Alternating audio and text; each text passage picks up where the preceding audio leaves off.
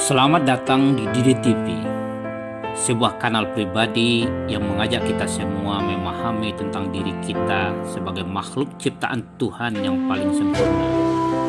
Secara keseluruhan, kanal ini memuat bahasan ringan tentang keterkaitan antara bahasa, literasi, karakter, kebudayaan, dan peradaban. Episode ini membahas tentang pertalian antara adat dan syarak. Saudara, ada pendapat yang menyatakan bahwa peristiwa Sumpah Sati Bukit Marapalam yang melahirkan bai'ah adat pasandi syarak pasandi kitabullah di Minangkabau tidak pernah ada. Mereka berargumen bahwa tidak seorang pun yang mampu menunjukkan bukti fisik, dokumen otentik sebagai bukti telah terjadinya peristiwa tersebut. No document, no history.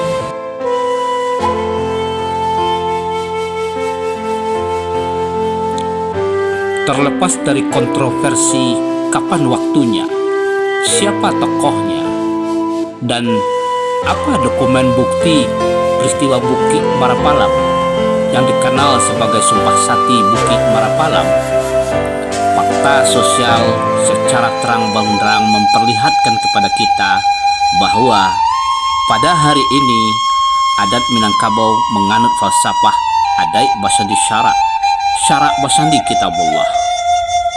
Lah basuluh di matahari, lah bagelanggang di mata orang banyak. Menurut pendapat sebagian besar nenek mama di Minangkabau, ini bukan sekadar falsafah. Ini adalah bai'ah, sumpah. Untuk mencapai titik kesepakatan ini, adat Minangkabau telah melewati proses pematangan yang sangat panjang. Ada dua fase evolusi utama yang telah dilalui oleh adat Minangkabau. Fase sebelum masuknya Islam dan fase setelah masuknya Islam. Sebelum masuknya Islam ke Minangkabau, adat Minangkabau basandi ka alua je patui je mungkin. Alua adalah kata asal dari alur, jalur, yang bermakna jalan yang sudah ada yang harus ditempuh. Kata ini juga barangkali asal dari kata haluan yang berasal dari kata halua yang bermakna arah. Jalan tersebut adalah ketentuan, aturan, hukum yang telah ditetapkan oleh Tuhan yang dipahami oleh nenek moyang kita dari gejala alam semesta. Alam tak kambang jadi guru. Patui yang di dalam bahasa Indonesia diucapkan dengan patut adalah sebuah parameter kepantasan yang diukur dari keberterimaan sosial atau social acceptance, sedangkan mungkin adalah parameter penerapan dari adat itu sendiri.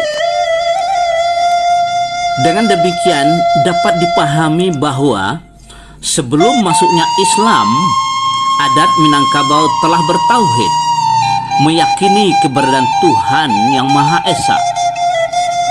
Adat Minangkabau telah berlandaskan hubungan vertikal antara manusia dengan Tuhan dan hubungan sesama manusia dan alam. Fase kedua adalah fase setelah masuknya Islam ke Minangkabau yang diperkirakan sejak abad ke-7 Masehi. Jika mamang petatah petitih adat dipahami lebih ke dalam, kita akan memahami bahwa fase pertalian adat dan Islam di Minangkabau telah melalui 3 fase besar. Pertama adalah fase pengenalan Islam ke dalam adat Minangkabau yang berlangsung secara damai dan sangat toleran. Selama fase ini, adat dan syarak dipandang sebagai dua hal yang terpisah tapi saling melindungi, saling memperkuat, dan saling topang menopang. Si muncak mati terambal, kalada membawa ladu, luko lapau kaduanya. Adai dosa di Minangkabau, bak umpamu awo di tabiang, sanda menyanda kaduanya. Adai basandi ka alu jepati, syarat basandi ka kita bawa. Fase pengenalan ini diperkirakan berlangsung selama 7 abad, sejak abad ke-7 ketika Rasulullah Shallallahu Alaihi Wasallam masih hidup sampai abad ke-14. Fase kedua adalah tahap internalisasi ajaran Islam ke dalam adat Minangkabau. Pada masa ini yang diperkirakan berlangsung selama 7 abad, dari abad ke-14 sampai abad ke-20, adat dan Islam di Minangkabau tidak lagi dipandang sebagai dua hal yang setara, kendati pun masih dianggap terpisah. Syarak ciptaan Allah yang disebut sebagai adat nan babuhua mati diyakini sebagai landasan atau sandi tempat tegaknya pilar-pilar adat buatan manusia yang disebut dengan adat nan babua sentak. Si amai mandi kaluha parigi bapagabuluh samu dipaga kaduon. Adat basandi syarak basandi kitabullah, sanda menyanda kaduonyo.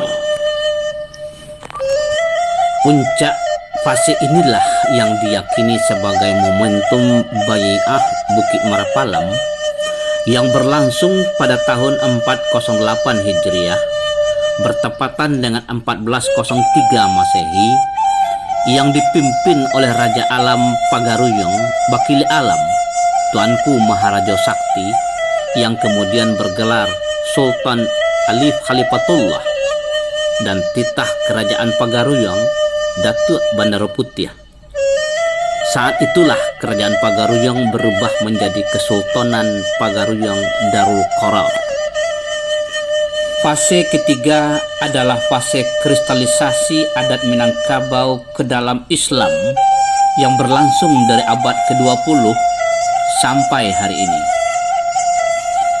Pada saat itu Minangkabau sedang mengalami puncak kejayaan dakwah Islam yang dipimpin oleh ulama-ulama karismatik yang juga adalah pengulu seperti Syekh Jamil Jambe, Syekh Jamil Joho, Syekh Taib Umar, Dr. Syekh Haji Abdul Karim Amarullah Haka yang dikenal sebagai Inyi DR, Syekh Sulaiman Arasuli yang dikenal sebagai Inyi Canduang, dan ratusan ulama lainnya.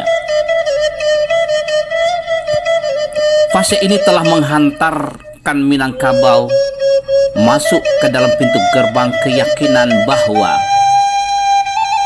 adat dan agama bukanlah dua hal yang terpisah. Adat Minangkabau dan Islam merupakan satu kesatuan yang utuh, sebagaimana digambarkan oleh ulama-ulama karismatik yang tentunya juga penghulu di dalam nagari. Adat bapaneh syarak balinduang, syarak kaganti nyawa, adat kaganti tubuh, syarak mengato, adat mamakai. Syarak mengato, adat memakai. Syarak mengato, adat memakai. Kini kita sedang berada dalam fase paripurna, fase pengamalan ajaran syarak ke dalam semua sektor kehidupan, sehingga adat buatan manusia yang kita kenal sebagai kebudayaan menjadi kokoh, kuat, yang dalam bahasa Arab disebut sebagai qawi. Syarat nan lazim, adat nan qawi.